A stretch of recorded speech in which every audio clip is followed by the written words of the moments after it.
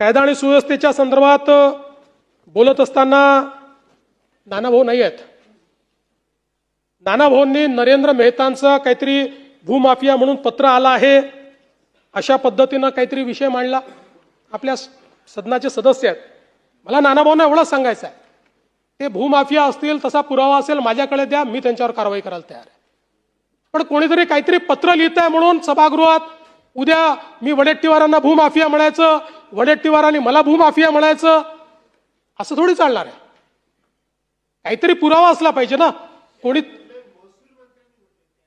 महसूल मंत्र्यांनी म्हटलंय, मागे त्यांना सांगितलं की चुकीचे तुम्ही पुरावे घेऊन येताय, आणि दरवेळेस ते विषय मांडल्यानंतर शेवटी या सभागृहातल्या प्रत्येक व्यक्तीचं काही ना काही तर त्याची इब्रत आहे, इज्जत आहे.